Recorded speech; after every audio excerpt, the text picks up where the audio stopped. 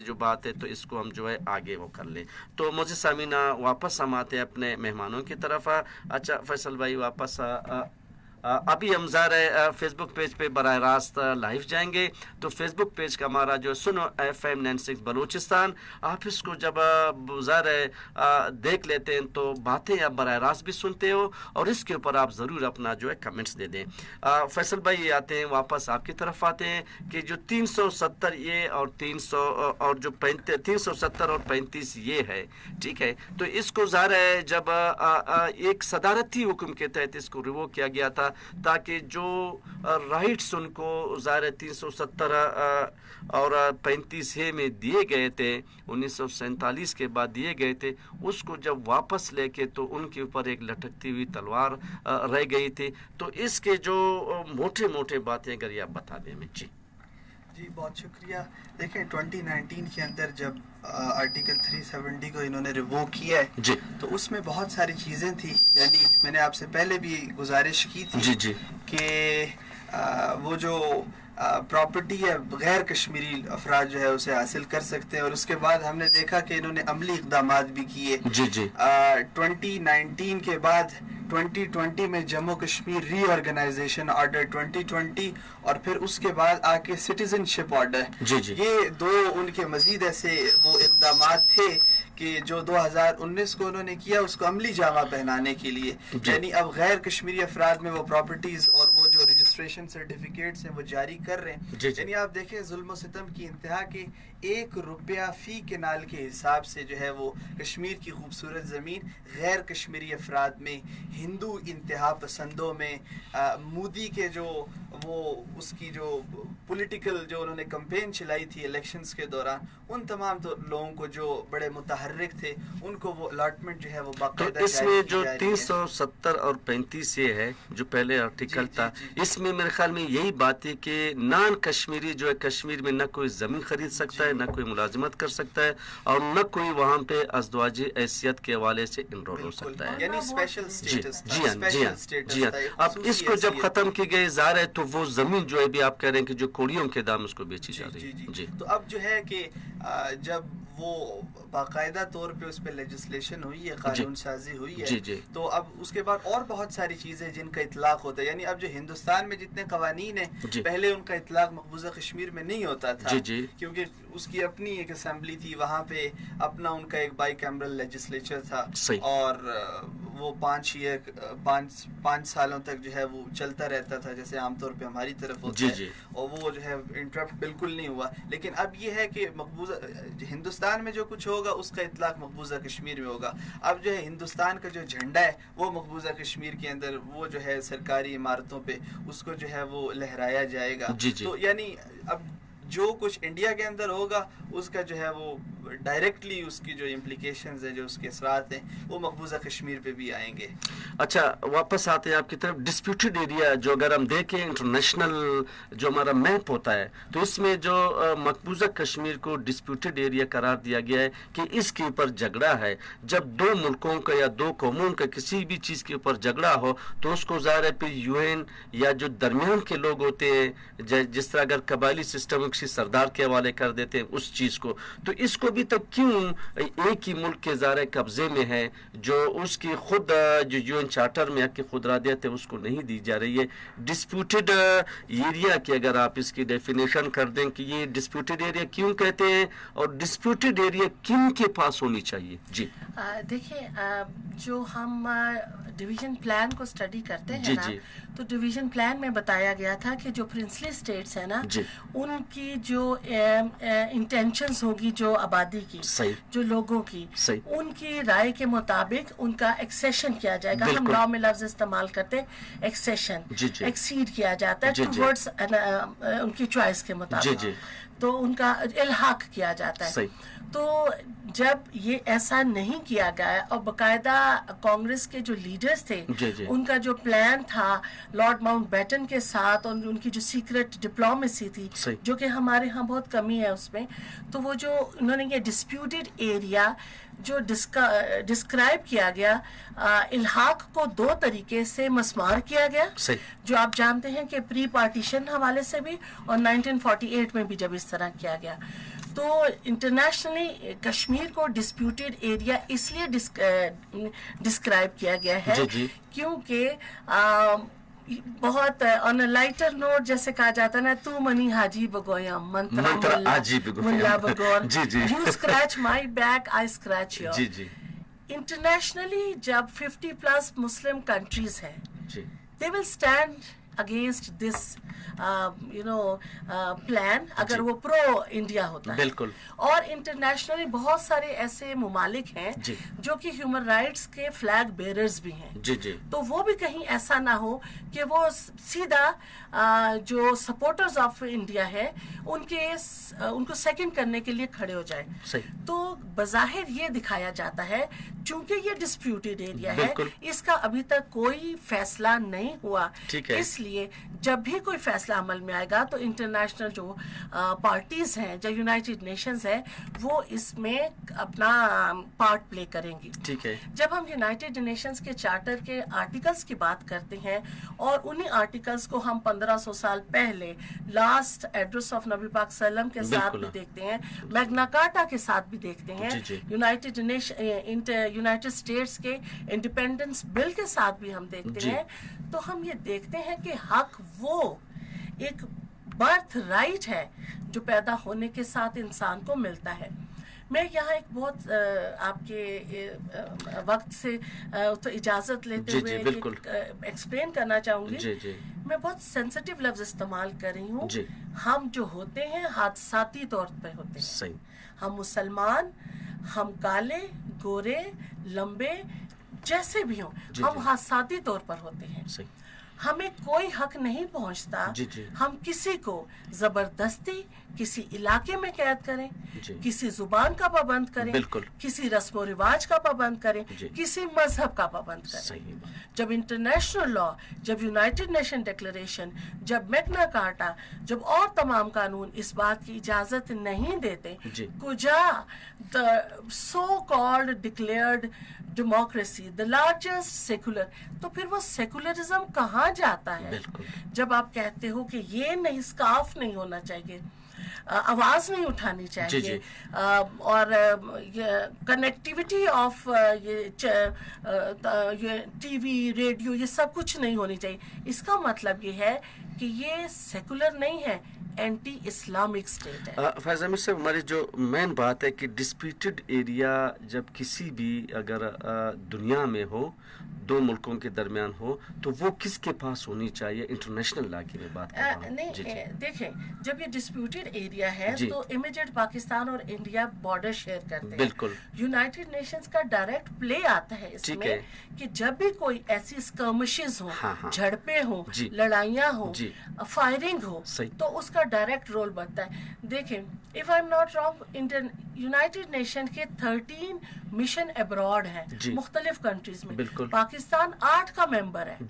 تو جب یہاں پر ڈسپیوٹیڈ ایریا ہے, اسکرمشز ہوتی ہیں, پرابلم ہوتی ہے, جہازوں کا انسیڈنٹ ہوتا ہے, آواز اٹھائی جاتی ہے, تو یونائٹڈ نیشنز اپنے ہونٹ کیوں سیل کر دیتا ہے جبکہ یونائٹڈ نیشنز ڈائریکٹ پارٹنر ہے. ٹھیک ہے, تو اس میں میں جو سمجھ رہا ہوں کہ یو این کی جو امن مشن ہوتی ہے, فوج ہوتی ہے, تو وہ اپنے ہی قبضے میں اس کو لے جاتی ہے. آپ دیکھیں, ایمنسٹی انٹرنیشنل کو اندر جانے کی اجازت نہیں ہے, کو جا کے یونائٹڈ نیشنز. جی فیصل بھائی, واپس آپ کی طرف آتے ہیں. لفظ استعمال کرتے ہیں ریفرینڈم کی, جو آپ کی جو قومی جو حق کی خودارادیت ہے اس کی طرف جاتی ہے کہ عوام کی رائے سے, عوام کی مرضی سے فیصلے ہونے چاہیے. اگر ہم ڈیموکریٹک پروسیس کی بات کرتے ہیں, جمہوریت کی بات کرتے ہیں, نبی پاک صلی اللہ علیہ وسلم کے دور میں بھی یہ تھا کہ اکثریتی فیصلے کو ہم دیکھ لیں. اگر ہم ٹرائبلزم کی بات کریں, قبائل کی بات کریں, جو ظاہر قبائل میں جو بڑے ہوتے ہیں, کسی بھی فیصلے میں وہ اکثریتی کو دیکھتے ہیں. ریفرنڈم جو یو این چارٹر میں ہے کہ ان کو دی جائے, نہ دی جانے کی وجوہات. دیکھیے, سب سے پہلے تو ہمیں پتہ ہونا چاہیے کہ یہ جو ریفرنڈم ہے, جو پلیبسائٹ ہے, یہ جو حق استصواب رائے ہے, یہ کیا ہے؟ اقوام متحدہ کے چارٹر کے مطابق حق خود ارادیت وہ بنیادی انسانی حق ہے بالکل کہ جس کے مطابق اقوام عالم کسی بھی دباؤ, شرائط یا پابندی کے بغیر اپنی آزادانہ رائے کا اظہار کر سکتے ہیں. بالکل. اور پھر اقوام کے سیاسی مستقبل کے متعلق اس بنیادی حق کو نہ ہی محدود کیا جا سکتا ہے اور نہ ہی مشروط کیا جا سکتا ہے. بالکل. ایک بات. دوسری بات یہ کہ یہ جو کشمیر میں معاملہ ہوا 2019 کے بعد یعنی پوسٹ اگست, تو اب کشمیر کے حوالے سے ہم بہت زیادہ پازیٹیو ہیں. اس کی ایک وجہ یہ ہے کہ پوری دنیا کے اندر کسی نے بھی انڈیا کا یہ جو سٹیٹس چینج کرنا ہے یہ کسی نے ایکسیپٹ نہیں کیا ہوا ہے. انٹرنیشنلی کسی نے بھی اس کو ایکسیپٹ نہیں کیا. اور ہندوستان جو ہے بڑا مکار ہے اور وہ بہت زیادہ کوششیں کر رہا ہے حالات کو نارملائز کرنے کی. یعنی سب سے پہلا جو انہوں نے اقدام کیا وہ یہ تھا کہ انہوں نے ہائی سپیڈ انٹرنیٹ کو جو ہے وہ ریسٹور کر دیا تاکہ لوگوں کو ایک تاثر جائے کہ حالات جو ہے وہ نارملائز ہو رہے ہیں. لیکن ریالٹی جو ہے وہ بہت زیادہ مختلف ہے. حالات جو ہے بالکل بھی نارمل نہیں ہو رہے. تو ہیومن رائٹس جو ایٹراسٹیز ہیں مقبوضہ کشمیر کے اندر وہ بہت ہیں. تو بین الاقوامی سطح پہ دنیا اس پہ بہت بول رہی ہے. ٹھیک ہے.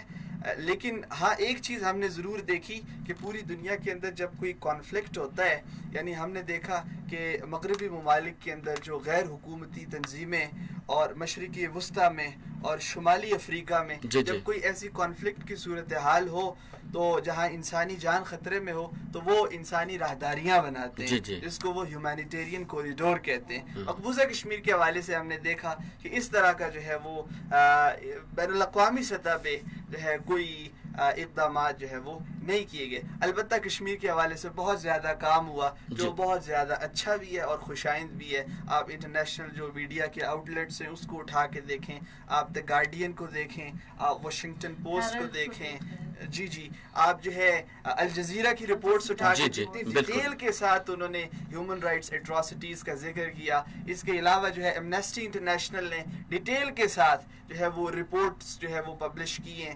یو این کی ہیومن رائٹس کمیشنر اس نے بڑی تفصیل کے ساتھ جو ہے ساری ایٹراسٹیز کا جو ہے وہ ذکر کی ہے. تو اس طرح دنیا نے کشمیر کے حوالے سے بہت زیادہ جو ہے وہ کام کیا ہے, تو بہت زیادہ خوشائند ہے. اچھا فیض امیر صاحب آپ کی طرف آتے ہیں. جو ظاہر ہیومن رائٹس کی اگر ہم بات کرتے ہیں کہ انسانی حقوق, تو انٹرنیشنل حوالے سے ہم دیکھیں کیونکہ آپ ظاہر انٹرنیشنل ریلیشن کے آپ پروفیسر بھی یا ظاہر سبجیکٹ بھی آپ کی ہے کہ جو انسانی حقوق ہوتے ہیں پہلے ہم اس کو سمجھے کہ یہ حقوق کیا ہوتے ہیں اور اس کی جو پائمالی کی جاتی ہے. اگر ہم بحیثیت اپنے مذہب میں بھی دیکھ لیں اور جو اکثر یہی کہتے ہیں کہ جو یورپ ہے یا جو غیر جو اپنا وہ ہے وہ جو ہے زیادہ تر انسانی حقوق کو جو ہے زیادہ تحفظ دیتے ہیں, جو بات بھی کرتے ہیں. تو جس طرح آپ نے کہا کہ جو انٹرنیشنل ایمنسٹی ہے ان کو وہاں پہ نہیں چھوڑا جا رہا ہے. IR کے حوالے سے اگر آپ بتا دیں کہ انسانی حقوق کیا ہوتے ہیں اور ان کی پائمالی کی سزا کیا ہوتی ہے تاکہ یہ بات جو ہے پہنچ جائے تاکہ انڈیا کو اس کی سزا ضرور ملے.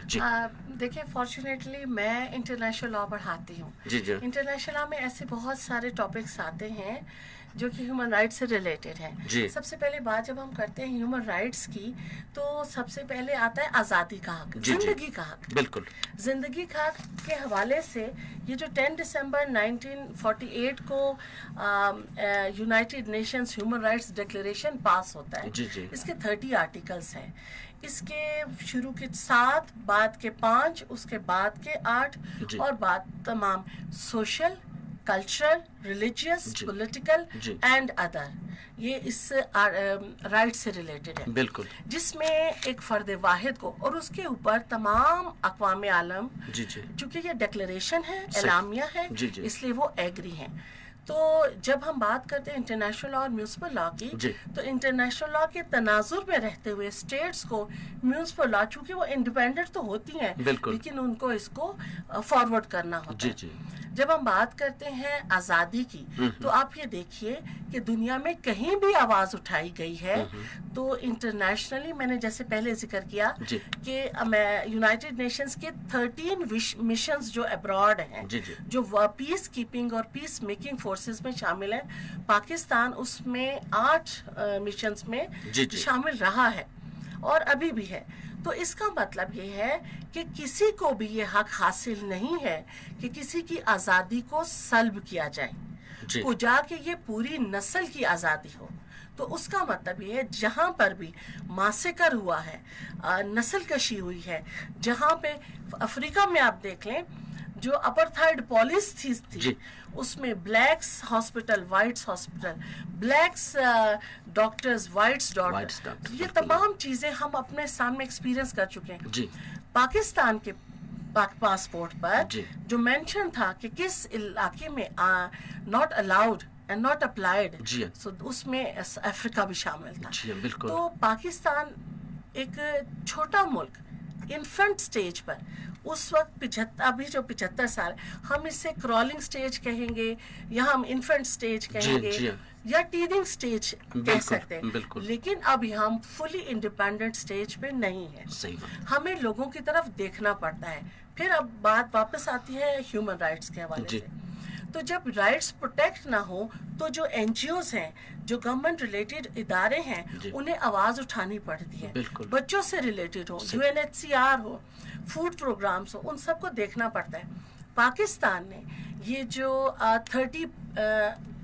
3 मिलियन प्लस जो हमारे अफगान रेफ्यूजीज हैं, हमारे इस इकदाम को इंटरनेशनली बहुत रिगार्ड किया जाता है। जी बिल्कुल। और Pakistan has been a very philanthropic, very vast जेस्टेड enough कि पाकिस्तान ने उनको यहाँ रखा और फ्रॉम कराची टू खैबर वो बहुत आराम से वो तमाम मिशंस के साथ अपने कारोबार वगैरह में मसरूफ है। सवाल ये पैदा होता है, अगर आप किसी एक खास इलाके और रंग नस्ल के हवाले से खामोशी इख्तियार करते हैं, तो दूसरे इलाके में जब बर्बरियत हो रही हो, जुल्म हो रहा हो, तो उसमें आप आवाज क्यों नहीं उठाते? जी। तो इंटरनेशनल लॉ में आप यहाँ तक नोट करें कि अगर कोई मुजरिम, मैं आज़ादी की तहरीक के फर्द की बात नहीं कर रही, मुजरिम की बात कर रही, अगर कोई शख्स कोई जुर्म करता है, अपने मुल्क से फरार इख्तियार करता है और वो दूसरे मुल्क में चला जाता है, उसको हम इंटरनेशनल लॉ की लैंग्वेज में एक्सट्रेडिशन एंड असाइलम कहते हैं। जब हम एक मुजरिम को दूसरे मुल्क से मांगते वक्त ये कहते हैं कि गिव आवर क्रिमिनल बैक, तो दूसरा मुल्क उस क्रिमिनल को कहता है कि that is interference in my human rights protection. वो कहता है ठीक है इसने जुर्म किया है, लेकिन बेशक ये कातिल है, बेशक ये लुटेरा है, बेशक इसने मॉब वायलेंस किया है, लेकिन ये फर्द वाहिद है। अच्छा। हमारे बहुत से ऐसे इश्यूज हैं जो हमारे जर्मनी के साथ है, इंग्लैंड के साथ है, अमेरिका के साथ है। तो आप देखें वहां पर मुजरिम के ह्यूमन राइट्स को प्रोटेक्ट किया जाता है। कुजा के आजादी की आवाज उठाने वाले इंसानों को जिन्होंने कोई जुर्म नहीं किया, जिनका सिर्फ एक कसूर ये है, वो कहते हैं कि हमें इस्तिस्वाबे राय का हक दिया जाए, because this land belongs to that incomplete agenda of partition. जी मुझे सामीना हमारा ज़ाहिर इस वक्त हम फेसबुक पेज पे लाइव है, लेकिन 8 बजे तक ज़ाहिर हमारा प्रोग्राम चलेगा, लेकिन फेसबुक पेज अगर हमारा ऑफ हो जाता है तो आप हमारे ज़ाहिर में मैसेज भी कर सकते हैं। जो मैसेज के लिए आप अपना मेल बॉक्स खोल दें।